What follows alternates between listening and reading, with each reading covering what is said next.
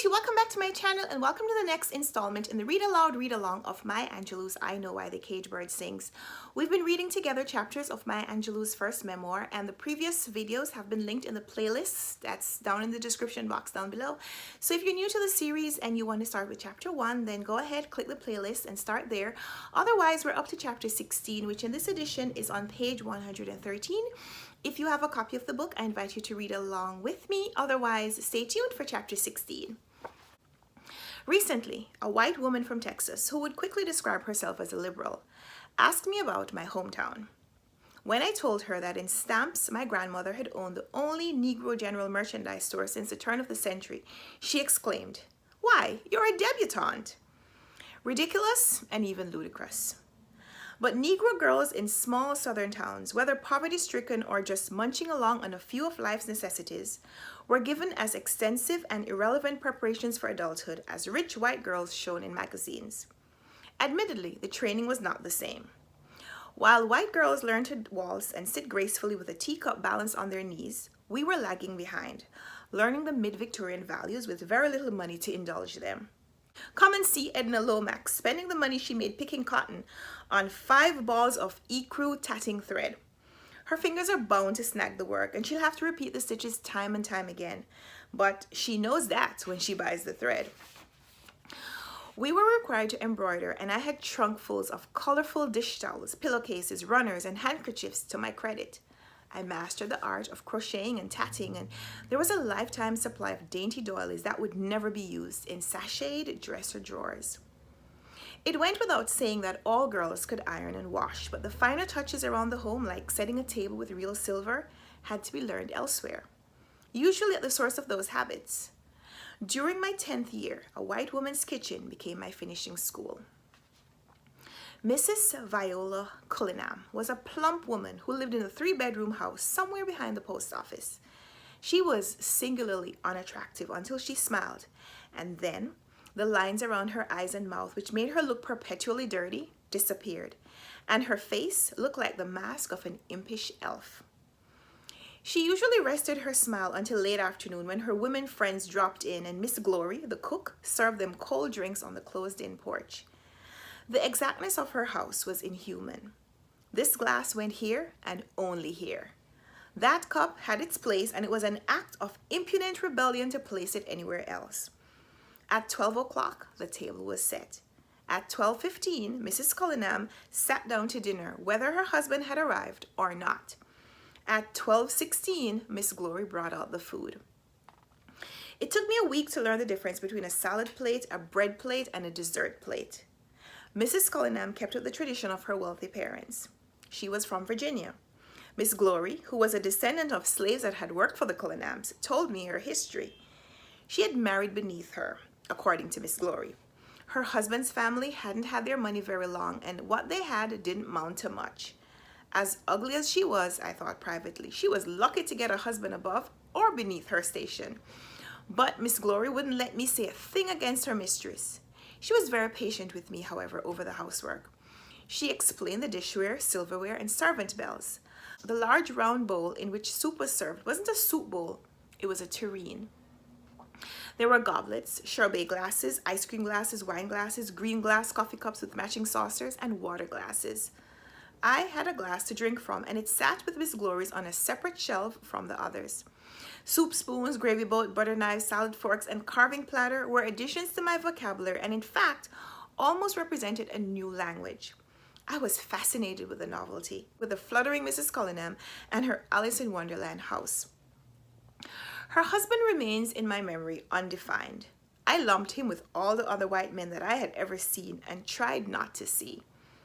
On our way home one evening, Miss Glory told me that Mrs. Cullinam couldn't have children. She said that she was too delicate-boned. It was hard to imagine bones at all under those layers of fat. Miss Glory went on to say that the doctor had taken out all her lady organs. I reasoned that a pig's organs included the lungs, heart, and liver. So if Mrs. Cullinam was walking around without those essentials, it explained why she drank alcohol out of unmarked bottles. She was keeping herself embalmed. When I spoke to Bailey about it, he agreed that I was right, but he also informed me that Mr. Cullinam had 2 daughters by a colored lady and that I knew them very well. He added that the girls were the spitting image of their father. I was unable to remember what he looked like, although I had just left him a few hours before. But I thought of the Coleman girls. They were very light-skinned and certainly didn't look very much like their mother. No one ever mentioned Mr. Coleman. My pity for Mrs. Cullinam preceded me the next morning like the Cheshire Cat's smile. Those girls, who could have been her daughters, were beautiful. They didn't have to straighten their hair. Even when they were caught in the rain, their braids still hung down straight like tamed snakes. Their mouths were pouty little Cupid's bows. Mrs. Cullinam didn't know what she missed. Or maybe she did. Poor Mrs. Cullinam. For weeks after, I arrived early, left late, and tried very hard to make up for her barrenness. If she had had her own children, she wouldn't have had to ask me to run 1,000 errands from her back door to the back door of her friends. Poor old Mrs. Cullinam. Then one evening, Miss Glory told me to serve the ladies on the porch. After I set the tray down and turned toward the kitchen, one of the women asked, "What's your name, girl?" It was a speckled-faced one. Mrs. Cullinam said, "She doesn't talk much. Her name's Margaret." "Is she dumb?"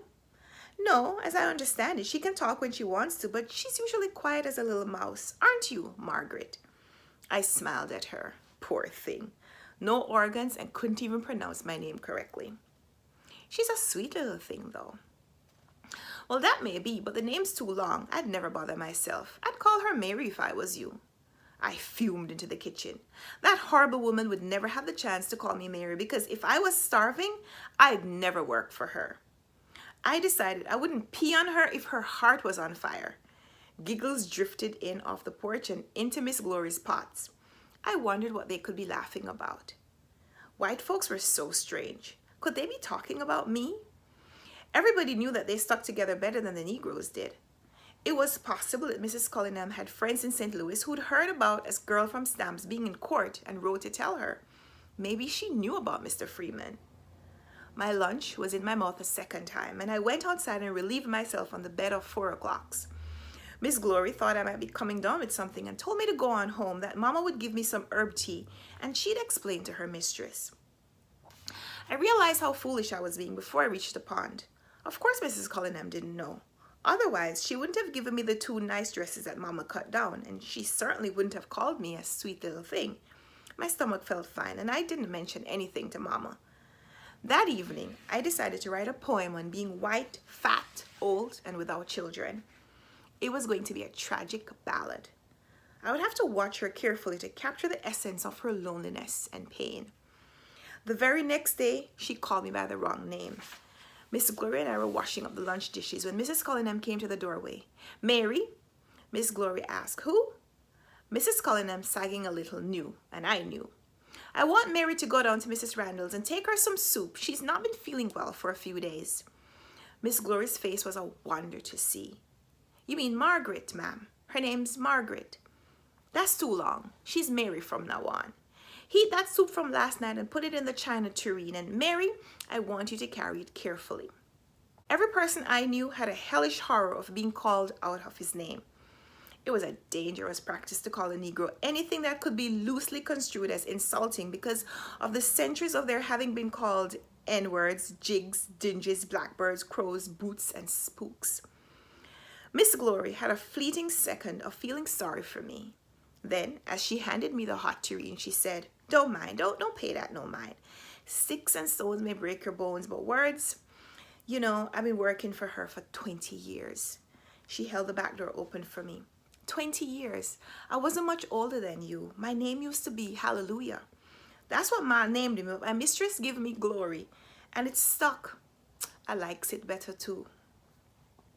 I was in the little path that ran behind the houses when Miss Glory shouted, "It's shorter too." For a few seconds, it was a toss-up over whether I would laugh. Imagine being named Hallelujah. Or cry. Imagine letting some white woman rename you for her convenience. My anger saved me from either outburst. I had to quit the job, but the problem was going to be how to do it. Mama wouldn't allow me to quit for just any reason. "She's a peach. That woman is a real peach." Mrs. Randall's maid was talking as she took the soup from me, and I wondered what her name used to be and what she answered to now. For a week, I looked into Mrs. Cullinam's face as she called me Mary. She ignored my coming late and leaving early. Miss Glory was a little annoyed because I had begun to leave egg yolk on the dishes and wasn't putting much heart in polishing the silver. I hoped that she would complain to our boss, but she didn't. Then Bailey solved my dilemma. He had me describe the contents of the cupboard and the particular plates she liked best. Her favorite piece was a casserole shaped like a fish and the green glass coffee cups. I kept his instructions in mind, so on the next day when Miss Glory was hanging out clothes and I had again been told to serve the old biddies on the porch, I dropped the empty serving tray. When I heard Mrs. Cullingham scream, "Mary!" I picked up the casserole and 2 of the green glass cups in readiness. As she rounded the kitchen door, I let them fall on the tiled floor. I could never absolutely describe to Bailey what happened next because each time I got to the part where she fell on the floor and screwed up her ugly face to cry, we burst out laughing. She actually wobbled around on the floor and picked up shards of the cup and cried, "Oh, Mama, oh dear God, it's Mama's china from Virginia, oh Mama, I'm sorry." Miss Glory came running in from the yard and the women from the porch crowded around. Miss Glory was almost as broken up as her mistress. "You mean to say she broke our Virginia dishes? What we going to do?" Mrs. Cullingham cried louder, "That clumsy N-word, clumsy little black N-word." Old speckled face leaned down and asked, "Who did it, Viola? Was it Mary? Who did it?"